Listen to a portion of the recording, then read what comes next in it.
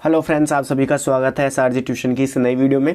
आज की वीडियो में हम दो टॉपिक पढ़ने वाले हैं। सबसे पहला टॉपिक हम पढ़ेंगे मेमोरी ग्लैंड्स का, जिसमें हम जानेंगे कि मेमोरी ग्लैंड्स क्या है, इनकी स्ट्रक्चर क्या है। और सेकंड टॉपिक हम पढ़ेंगे लैक्टेशन का। लैक्टेशन अभी हम इसलिए कर रहे हैं क्योंकि वो मेमोरी ग्लैंड से रिलेटेड है, इसीलिए उन दोनों टॉपिक को हम साथ में कर रहे हैं। तो सबसे पहले अगर हम बात करें मेमोरी ग्लैंड्स की, तो मेमोरी ग्लैंड्स है क्या? तो जो मेमोरी ग्लैंड्स है is a modified apocrine sweat gland that produce milk. जो हमारे पास मेमोरी ग्लैंड्स हैं ये मॉडिफाइड एपोक्राइन स्वेट ग्लैंड्स हैं। अब एपोक्राइन का सबसे पहले आपको मतलब पता होना चाहिए कि एपोक्राइन ग्लैंड्स क्या होते हैं। एपोक्राइन ग्लैंड्स वो ग्लैंड्स होते हैं जो कि सेल का एक part as a secretion release करते हैं। जैसे मान लो ये पूरी सेल है, तो वो इस सेल का एक छोटा सा हिस्सा रिलीज करते हैं एज अ सिक्रेशन। ठीक है, ऐसे ग्लैंड्स को हम बोलते हैं एपोक्राइन ग्लैंड्स। अब ये जो हमारे मेमोरी ग्लैंड्स है ना, ये ओरिजिनली या कह सकते हो इनका जो ओरिजिन होता है वो स्वेट ग्लैंड होता है, लेकिन स्वेट ग्लैंड मॉडिफाई हो जाते हैं और क्या बनाते हैं, मेमोरी ग्लैंड्स बनाते हैं। और ये मेमोरी ग्लैंड्स प्रोड्यूस करते हैं milk. Externally each breast has a projection called nipples. अब जो मेमोरी ग्लैंड्स होते हैं इनको हम ब्रेस्ट बोलते हैं कॉमन लैंग्वेज में। और जो अगर हम ब्रेस्ट की बात करें तो ब्रेस्ट की एक्सटर्नली जो प्रोजेक्शन होती है उसको हम बोलते हैं निप्पल्स। क्या बोलते हैं? निप्पल्स बोलते हैं। Nipples are surrounded by a circular pigmented area of skin called areola. अब निप्पल जो होते हैं उसके चारों तरफ एक सर्कुलर एरिया होता है जिसपे पिगमेंट प्रेजेंट होते हैं और इस एरिया को हम बोलते हैं एरियोला। क्या कहा मैंने कि जो निप्पल्स होते हैं मेमोरी ग्लैंड्स में वो सराउंडेड होते हैं circular pigment area of skin से, यानी कि स्किन पिगमेंटेशन का एक सर्कुलर एरिया होता है, उस एरिया को हम बोलते हैं areola. Internally the breast consist of a glandular tissue and variable amount of fat. अगर हम इंटरनली बात करें, इंटरनली मतलब अगर हम एनाटॉमी की बात करें, तो एनाटॉमी में जो मेमोरी ग्लैंड्स होता है वो ग्लैंडुलर टिश्यू और फैट से मिलके बना हुआ होता है। अब हम क्या करते हैं, मेमोरी ग्लैंड्स की थोड़ी इंटरनल स्ट्रक्चर देखते हैं। तो देखो, जैसे मैंने बोला मेमोरी ग्लैंड्स, तो मेमोरी ग्लैंड्स पेयर में होते हैं, ये आप सबको पता होगा। अगर मैं बात करूं एक मेमोरी ग्लैंड की या एक ब्रेस्ट की, तो जो एक ब्रेस्ट है वो 15 से 20 मेमोरी लोब्स के मिलने से बनता है।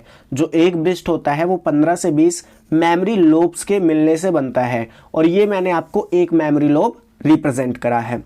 अब इस मेमोरी लोब के अंदर कुछ ग्रुप ऑफ सेल्स होते हैं, क्लस्टर ऑफ सेल्स होते हैं। ठीक है, इनको हम बोलते हैं मेमोरी एल्वियोलस। क्या बोलते हैं? Memory alveolus. मेमोरी एल्वियोलस क्या है? ग्रुप ऑफ सेल्स या फिर क्लस्टर ऑफ सेल्स जो कि मिल्क को रिलीज करेंगे।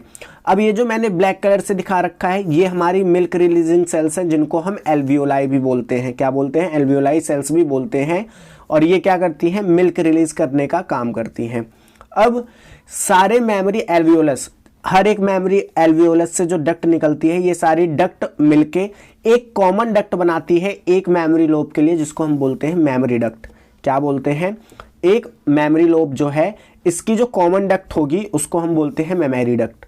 मेमोरी डक्ट आगे जाके ओपन होती है एम्पुला में। एम्पुला वो जगह है जहां पे मिल्क की स्टोरेज होगी। एम्पुला वो जगह है जहां पे मिल्क की स्टोरेज होगी। अब एम्पुला आगे बढ़ता है और जाके मिलता है लेक्टिफेरस डक्ट में। अब ये लेक्टिफेरस डक्ट क्या है? लेक्टिफेरस डक्ट जो है वो कई सारे मेमोरी डक्ट के मिलने से बनता है। लेक्टिफेरस डक्ट क्या है? ये कई सारे मेमोरी डक्ट के मिलने से बनता है। जैसे कि मान लीजिए ये एक मेमोरी लोब से डक्ट आई, ठीक है, फिर ये इसका एम्पुला आया, फिर ये इसकी मेमोरी डक्ट आई। अब यहाँ पे दूसरे मेमोरी डक्ट का ये क्या आई? मेमोरी डक्ट आई, दूसरी मेमोरी डक्ट, इसका एम्पुला, ये मेमोरी डक्ट। तो कई सारे मेमोरी डक्ट के मिलने से क्या बनती है? लेक्टिफेरस डक्ट बनती है। अब लेक्टिफेरस डक्ट के आगे यहाँ पे मैंने ये निप्पल रिप्रेजेंट करा है, और निप्पल को सराउंड करते हैं ब्लैक कलर की पिगमेंटेड स्किन, जिसको हम क्या बोलते हैं? एरियोला बोलते हैं। अब यहाँ पे मैं आपको एक और सेल के बारे में बताना चाहूँगा जो है मायो एपिथेलियल सेल। वैसे तो ये एनसीईआरटी में नहीं दी गई है, लेकिन कई एग्जामिनेशन में इसको पूछ लिया जाता है। तो अगर हम बात करें मायो एपिथेलियल सेल्स की, तो ये मिल्क रिलीजिंग सेल्स के बीच में प्रेजेंट होती है। जैसे मान लीजिए ये कुछ मिल्क रिलीजिंग सेल्स हैं, यहाँ पे फिर एक मायोएपिथेलियल सेल प्रेजेंट है, ये हैं यहाँ पे मायोएपिथेलियल प्रेजेंट है, यानी कि जो भी मिल्क रिलीजिंग सेल्स होती हैं उनके बीच में कहीं मायोएपिथेलियल सेल्स प्रेजेंट होती हैं। Present between milk releasing cell आपको बता ही दिया। और ये क्या करती हैं, ऑक्सीटोसिन, ऑक्सीटोसिन एक हार्मोन होता है जो कि क्या करता है, मिल्क के इजैकुलेशन में मदद करता है, यानी कि जो मिल्क होता है उसके सिक्रेशन में मदद करता है। तो जो ऑक्सीटोसिन हार्मोन होता है, इस हार्मोन के रिसेप्टर को कंट्रोल मतलब इस ऑक्सीटोसिन हार्मोन के रिसेप्टर्स को कंटेन करता है मायोएपिथेलियल सेल। अब हमने जो चीज पढ़ी मैमरी ग्लैंड्स की डायग्राम में, उसी को एक बार हम दोबारा से देखते हैं। ग्लैंडुलर टिश्यू कंप्रोमाइज अबाउट 15 से 20 mammary lobes in each breast. हर एक ब्रेस्ट में 15 से 20 मेमरी लोब्स प्रेजेंट होते हैं। Each lobe is made up of number of cluster of milk secreting structure termed alveoli. जो मिल्क रिलीजिंग स्ट्रक्चर होती हैं उनसे वो लोब बना हुआ होता है, और इसमें जो मिल्क रिलीजिंग सेल्स होती हैं उनको हम क्या नाम देते हैं, एल्वियोलाई नाम देते हैं। Alveoli open into mammary tubules. Alveoli जो होती हैं अपने मिल्क को सिक्रेट करती हैं मेमरी ट्यूब्यूल्स में। Mammary tubules join to form mammary duct. Mammary tubules आपस में मिलकर क्या बनाती हैं, मेमरी डक्ट बनाती हैं। Mammary duct leads to mammary ampulla. Mammary ducts आगे जाती है और बनाती है मेमरी एम्पुला, और कई सारी मेमरी एम्पुला आपस में मिलकर क्या बनाती हैं, लैक्टिफेरस डक्ट बनाती हैं, जो मैं आपको बता चुका हूं। एक बार दोबारा मैं आपको बता देता हूं। तो ये जो एल्वियोली है ये क्या करेगी, मिल्क को सिक्रेट करेगी, किसमें, मेमरी ट्यूब्यूल्स में। कई सारी मेमरी ट्यूब्यूल्स आपस में मिलकर के क्या बनाएंगी, मेमरी लोब बनाएगी। मेमरी लोब किस में जाएगी, मेमरी एम्पुला में जाएगी। मेमरी लोब किस में क्या बनाएगी, सॉरी मेमरी डक्ट क्या बनाएगी, जो मेमरी डक्ट है वो मेमरी एम्पुला बनाएगी, जिसको मैंने एम्पुला लिखा है इसको हम मेमोरी एम्पुला भी बोल सकते हैं। और कई सारी मेमोरी एम्पुला मिलके क्या बनाएंगी, लैक्टिफेरस डक्ट बनाएंगी। अब हम बात करते हैं लैक्टेशन की। तो लैक्टेशन होता क्या है, सबसे पहले आपको ये समझना होगा, और इसका टाइम पीरियड क्या होता है ये भी आपको पता होना चाहिए। अगर मैं बात करूं लैक्टेशन की, ये होता क्या है, तो मेमरी ग्लैंड्स जो होते हैं प्रेगनेंसी के बाद, मेमरी ग्लैंड्स जो होते हैं वो मिल्क को प्रोड्यूस करते हैं और सिक्रीट करते हैं, और ये जो प्रोसेस होता है मिल्क के सिक्रेशन का और सिंथेसिस का, इसी को हम बोलते हैं लैक्टेशन। अगर मैं लैक्टेशन की बात करूं तो जो लैक्टेशन का पीरियड होता है वो डिलीवरी के 6 मंथ तक का होता है, मतलब डिलीवरी से लेके 6 मंथ तक का जो पीरियड होता है उसको हम बोलते हैं लैक्टेशन। और इसमें एक मदर क्या करती है, अपनी न्यूबॉर्न बेबी को मिल्क फीड कराती है। Growth of mammary glands during puberty is called thelarche. Mammary glands की जो डेवलपमेंट होती है या जो ग्रोथ होती है पुबर्टी के टाइम पे, पुबर्टी मतलब जब आप 14-15 गर्ल्स में एज होती हैं उस टाइम पे जो मेमरी ग्लैंड्स की ग्रोथ या डेवलपमेंट होती है उसको हम एक टर्म देते हैं thelarche, which is regulated by estrogen and during pregnancy regulated by progesterone and lactogenic hormone. अब यहाँ पे आप ध्यान से समझना, क्योंकि यहाँ पे हार्मोन्स के रोल आपको याद होने चाहिए कि कौन सा हार्मोन कब क्या रोल प्ले करता है। तो यहाँ पे आपको क्या बताया गया है, यहाँ पे आपको बताया गया है कि जो मेमरी ग्लैंड्स की डेवलपमेंट है प्यूबर्टी के दौरान उसको हमने क्या नाम दिया, थलार्च नाम दिया। अब ये जो थलार्च है यानी कि जो मेमरी ग्लैंड्स की ग्रोथ है या डेवलपमेंट है प्यूबर्टी के दौरान, इस ग्रोथ को जो करवाने का काम होता है वो होता है एस्ट्रोजन हार्मोन का। कौन से हार्मोन का, एस्ट्रोजन हार्मोन का। तो ये बात दिमाग में सबसे पहले बैठा लो कि जो एस्ट्रोजन है वो प्यूबर्टी के टाइम पे मेमरी ग्लैंड्स की ग्रोथ या फिर उसकी डेवलपमेंट कराता है। पहला पॉइंट ये आपको दिमाग में रखना है। And during emergency, sorry and during pregnancy, और प्रेगनेंसी के दौरान जो डेवलपमेंट है या ग्रोथ है मेमरी ग्लैंड्स की वो रेगुलेट होती है प्रोजेस्टेरोन और लैक्टोजेनिक हार्मोन के द्वारा। लैक्टोजेनिक हार्मोन में हमारे प्रोलैक्टिन आ जाता है और हमारा ह्यूमन प्लेसेंटल लैक्टोजन आ जाता है, HPL जिसको कहते हैं। अभी हम आगे इसको देखेंगे। तो अब यहाँ पे देखो ये सारी इंपॉर्टेंट बातें स्टेटमेंट वाइज क्वेश्चन बन सकता है। तो आपको अभी तक मैंने लैक्टेशन का जो बताया इसमें 3-4 चीजें याद रखो। क्या, पहला तो लैक्टेशन का जो पीरियड होता है वो डिलीवरी से 6 मंथ तक का होता है, यानी डिलीवरी हुई, एक मदर की डिलीवरी हुई, उसका न्यूबॉर्न बेबी पैदा हुआ, वहां से लेके 6 मंथ तक का जो टाइम पीरियड होता है उसको हम लैक्टेशन में काउंट करते हैं। फिर सेकंड याद करो क्या पॉइंट है कि मेमोरी ग्लैंड्स की जो ग्रोथ है या जो डेवलपमेंट है प्यूबर्टी के दौरान, उसको कंट्रोल कौन करेगा? एस्ट्रोजन करेगा। तीसरी बात क्या याद रखनी है कि प्रेगनेंसी के दौरान मेमोरी ग्लैंड्स के डेवलपमेंट को प्रोजेस्टेरॉन और लैक्टोजेनिक हार्मोन कंट्रोल करेंगे। तो ये 3 पॉइंट अभी आपको याद रखने हैं। अगर हम आगे बढ़े और बात करें, prolactin level increases as pregnancy progress but no milk secretion occur because progesterone inhibit the effect of prolactin. अब यहाँ पे एक इंपॉर्टेंट बात बताई गई है क्या कि जो प्रोलैक्टिन है, प्रेगनेंसी के दौरान प्रोलैक्टिन का जो लेवल है वो इंक्रीज होता रहता है। क्यों? क्योंकि जो प्लेसेंटा होती है वो भी प्रोलैक्टिन हार्मोन या लैक्टोजेनिक हार्मोन सिक्रीट करती है। ये जब आप प्लेसेंटा पढ़ोगे तो वहां पे पढ़ोगे कि वो एंडोक्राइन एक्सोक्राइन दोनों तरीके से काम करता है। तो प्लेसेंटा प्रोलैक्टिन हार्मोन रिलीज करता है, तो प्रोलैक्टिन का जो लेवल है प्रेगनेंसी के दौरान वो बढ़ रहा होता है, प्रोग्रेस कर रहा होता है। लेकिन प्रेगनेंसी के दौरान कोई भी मिल्क सिक्रीट नहीं होता। क्यों नहीं होता? वो इसलिए नहीं होता क्योंकि प्रोजेस्टेरॉन जो प्रेगनेंसी के दौरान रिलीज होता है, प्रोजेस्टेरॉन भी ये प्रोलैक्टिन के इफेक्ट को रोक देता है। ये क्या करता है? प्रोलैक्टिन के इफेक्ट को इनहिबिट कर देता है। तो ये बात भी आपको याद रखनी है। अभी मैं इसको आपको एक डायग्राम के थ्रू भी समझाऊंगा। After delivery the level of oestrogen and progesterone in mother blood decrease and the inhibition is removed. अब देखो, मान लो क्या हुआ कि प्रेगनेंसी खत्म हुई, बेबी की डिलीवरी हो गई। अब जब बेबी की डिलीवरी हो गई तो होता क्या है, एस्ट्रोजन और प्रोजेस्टेरॉन का लेवल डिलीवरी के टाइम पे या डिलीवरी के बाद कम हो जाता है। तो लेवल डिक्रीज होने की वजह से क्या होगा, जो इनहिबिशन प्रोजेस्टेरॉन ने लगाया था लैक्टिन के या प्रोलैक्टिन के ऊपर, उस इनहिबिशन को हटा दिया जाता है। यानी जो रोक प्रोजेस्टेरॉन ने लगाई थी प्रोलैक्टिन के ऊपर, वो रोक हटा दी जाती है। तो अब यहां पे आपको 2 हार्मोन और उनके ओरिजिन पता होने चाहिए। सबसे पहला कौन सा है?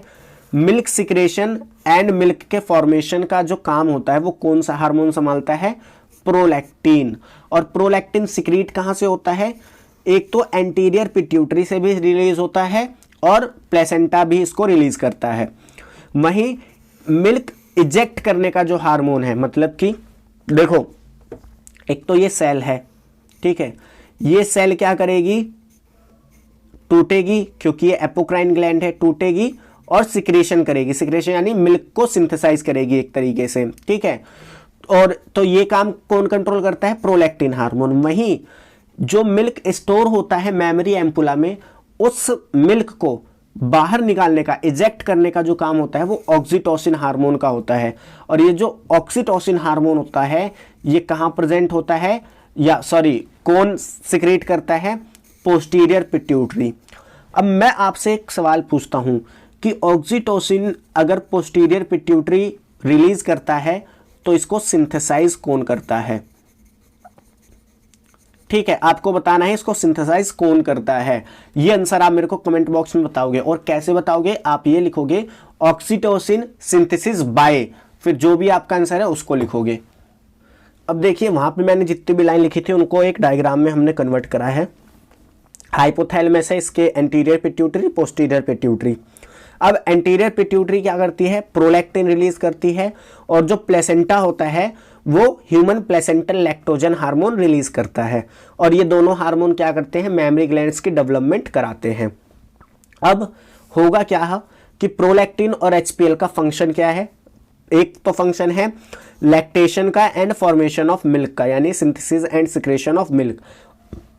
और दूसरा इनका फंक्शन क्या है? दूसरा है मेमोरी ग्लैंड्स की डेवलपमेंट कराना। अब क्योंकि ड्यूरिंग प्रेगनेंसी प्रोजेस्टेरॉन का लेवल बढ़ जाता है, तो वो क्या करता है? लैक्टेशन को इनहिबिट कर देता है। यानी ये जो काम है इस काम को नहीं होने देता है, यानी कि जो मिल्क का सिक्रेशन है, उसकी जो सिंथेसिस है उसको रोक देता है। बस क्या करने देता है? मेमोरी ग्लैंड की डेवलपमेंट करने देता है। तो ये चीज आपको याद रखनी है। अब अगर हम आगे मूव करें, अब आपके मन में ये डाउट आ रहा होगा कि जो सिक्रेशन है मिल्क का मेमोरी ग्लैंड से, यानी कि जो इजैकुलेशन है मिल्क का मेमरी ग्लैंड से वो कैसे होता है। The principal stimulus in maintaining prolactin secretion during lactation is sucking action of infant. देखो प्रेगनेंसी खत्म हुई, उसके बाद प्रोजेस्टेरोन लेवल खत्म हो गया, प्रोजेस्टेरोन का लेवल डिक्रीज हो गया। अब ये तो है नहीं कि बिल्कुल डिक्रीज मतलब बिल्कुल जीरो हो जाता है, ऐसा है नहीं, प्रोजेस्टेरोन का लेवल डिक्रीज हो जाता है। तो अब ये बात आती है कि जब प्रोजेस्टेरोन का लेवल डिक्रीज हो गया तो प्रोलैक्टिन या बाकी जो भी हार्मोन है वो कैसे डिसाइड करेंगे कि हमें मिल्क की सिंथेसिस अब करनी है। तो इसके लिए जो प्रिंसिपल स्टिमुलस होता है, यानी वो चीज जो इनको सिग्नल भेजती है कि प्रोजेस्टेरोन का लेवल कम हो चुका है, अब आप क्या करो, मिल्क की सिक्रेशन करो या सिंथेसिस करो। ये जो सिग्नल है ये भेजा जाता है जब इन्फेंट निप्पल को सक करता है, यानी कि निप्पल को सक करता है। निप्पल के सक होने की वजह से क्या होता है, एक नर्वस स्टिमुलेशन जाता है। जैसे ही बच्चे ने निप्पल पे क्या करा, मिल्क को सक करने की कोशिश करी, ठीक है, एक क्या हुआ, नर्वस स्टिमुलस जनरेट हुआ। वो नर्वस स्टिमुलस गया हाइपोथैलेमस पे और हाइपोथैलेमस को बताया कि भाई बच्चा जो है मिल्क को सक कर रहा है, आप क्या करो, प्रोलैक्टिन हार्मोन को सिंथेसिस करो। तो हाइपोथैलेमस क्या करेगा, प्रोलैक्टिन रिलीजिंग हार्मोन को सिक्रीट करेगा। हाइपोथैलेमस क्या करेगा, प्रोलैक्टिन रिलीजिंग हार्मोन को सिक्रीट करेगा। अब ये प्रोलैक्टिन रिलीजिंग हार्मोन जाएगा एंटीरियर पिट्यूटरी पे और बोलेगा प्रोलैक्टिन हार्मोन सिक्रीट करो। तो एंटीरियर पिट्यूटरी प्रोलैक्टिन हार्मोन क्या करेगी, सिक्रीट करेगी, और ये प्रोलैक्टिन हार्मोन क्या करेंगे, मिल्क का फॉर्मेशन करवाएंगे मेमरी ग्लैंड्स में। अब क्योंकि बेबी ने सक करा है तो मिल्क का इजेक्शन भी होना चाहिए। तो इजेक्शन के लिए होगा क्या कि पोस्टीरियर पिट्यूटरी ऑक्सीटोसिन को रिलीज करेगी और ये ऑक्सीटोसिन क्या करेगा, मिल्क का इजेक्शन कराएगा और मिल्क यहाँ पे इजेक्ट होके बेबी के पेट में जाएगा और इस तरीके से एक मदर अपने बेबी को फीड करती है। First milk release after birth called colostrum. अब प्रेगनेंसी के बाद जो पहला मिल्क रिलीज होता है उस मिल्क को हम बोलते हैं कोलेस्ट्रम। अगर हम बात करें कोलेस्ट्रम के कंपोजिशन की तो इसमें लैक्टोज होता है, विटामिन्स होते हैं, इनहिबिटरी पेप्टाइड होते हैं, मिनरल्स होते हैं, कैसीन जो कि मिल्क प्रोटीन है वो होता है, आईजीए एंटीबॉडी होती है। तो ये सारी चीज़ें मदर के मिल्क में प्रेजेंट होती है। इसीलिए कहा जाता है कि स्टार्टिंग के 6 महीने जो भी माँ है वो अपने बच्चे को सिर्फ अपना दूध पिलाए, बाहर की कोई चीज़ें ना दे, क्योंकि उसमें सब चीज़ है, लैक्टोज भी है, विटामिन्स भी है, मिनरल्स भी हैं, एंटीबॉडी भी है जो उसको किसी डिजीज से लड़ने में मदद करेगी, ठीक है, और भी कई सारी चीज़ें इसमें प्रेजेंट होती हैं। मैं यहाँ पे आपको इनहिबिटरी पेप्टाइड के बारे में बताना भूल गया कि ये होते क्या हैं। देखो अगर इनहिबिटरी पेप्टाइड की बात करें तो ये एक तरीके के ना प्रोटीन होते हैं। अब ये प्रोटीन होते क्या हैं, ये जैसे मान लो कोई मदर जो है वो अपने बेबी को फीड ना करे, अपने बच्चे को दूध ना पिलाए, तो ये जो पेप्टाइड्स होते हैं ये जो मेमरी ग्लैंड्स होता है उसमें स्टोर होने लग जाते हैं और इनको ब्लॉक कर देते हैं। क्या कर देते हैं, ब्लॉकेज कर देते हैं। तो इससे क्या होता है, इससे कई तरीके के इफेक्ट देखे जाते हैं। एक तो बच्चे पे भी और दूसरा मदर पे भी। मदर को ब्रेस्ट कैंसर होने के चांसेस बढ़ जाते हैं और भी कई सारे केसेस होते हैं। जैसे कि आपने देखा होगा कि जो एक मदर होती है, ठीक है, वो मोस्ट ऑफ द केसेस में सेकंड प्रेगनेंसी में अपने बच्चे को दूध नहीं पिला पाती, क्योंकि वो क्या कहती है कि जो मिल्क है वो उसकी बॉडी में बन नहीं रहा, और ये ना बनने का कारण क्या होता है, इनहिबिटरी पेप्टाइड। अब हम बात करते हैं लैक्टेशन एमिनोरिया की कि ये होता क्या है। तो देखो ये लैक्टेशन एमिनोरिया कॉम्पिटिटिव एग्जाम में या बोर्ड एग्जामिनेशन में बहुत ज़्यादा पूछा जाता है। इसका रीज़न ये है क्योंकि ये यहाँ पे आपको इस टॉपिक को या इस चैप्टर को कनेक्ट कर देता है रिप्रोडक्टिव हेल्थ चैप्टर से, ठीक है। तो इसको समझना कि ये कैसे क्या होता है। सबसे पहले अगर हम बात करें लैक्टेशन एमिनोरिया ये होता क्या है, तो मेंस्ट्रुएशन साइकिल का अब्सेंस होना ड्यूरिंग लैक्टेशन, इसी को हम बोलते हैं लैक्टेशन एमिनोरिया। वैसे एमिनोरिया का मतलब होता है एब्सेंस ऑफ मेंस्ट्रुअल, और लैक्टेशन एमिनोरिया है तो लैक्टेशन के दौरान मेंस्ट्रुएशन का अब्सेंट होना। अब ये होता क्यों है इस चीज को समझते हैं। तो देखो ड्यूरिंग प्रेगनेंसी जब एक मदर प्रेग्नेंट होती है तो उस टाइम पे आपको पता है कि जो प्रोजेस्टेरोन का लेवल है वो हाई होता है। अब प्रोजेस्टेरोन का लेवल हाई होने की वजह से ये क्या करता है, गोनाडोट्रोपिन रिलीजिंग हार्मोन जो कि हाइपोथैलेमस से सिक्रेट होता है उसके सिक्रेशन को रोक देता है, उसके सिक्रेशन को रोक देता है या कम कर देता है, जिसकी वजह से मेंस्ट्रुअल साइकिल जो है वो रुकी हुई होती है, जिसकी वजह से मेंस्ट्रुअल साइकिल स्टॉप होती है। बट ड्यूरिंग लैक्टेशन, लैक्टेशन के दौरान क्या होता है, जो प्रोलैक्टिन हार्मोन है ये इनहिबिट कर देता है गोनाडोट्रोपिन रिलीजिंग हार्मोन का सिक्रेशन, जिसकी वजह से मेंस्ट्रुएशन साइकिल स्टॉप हो जाती है।